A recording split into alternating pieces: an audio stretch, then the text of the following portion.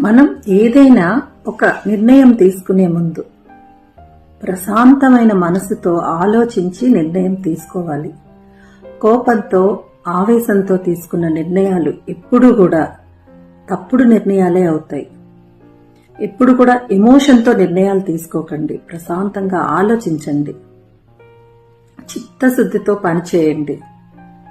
100% మీరు చేయాల్సింది మీరు చేసిన తర్వాత ఒక్కొక్కసారి ఫలితం అది వెంటనే రావచ్చు. ఆ విజయం అనేది లేదా కొంత ఆలస్యం జరగచ్చు.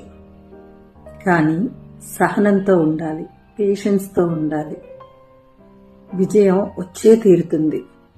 మనం ఒక్కొక్కసారి అనుకున్నది జరగలేదని, ఎంత ప్రయత్నించినా అవ్వటం లేదని కోపం, ద్వేషం పెంచేసుకుంటాం.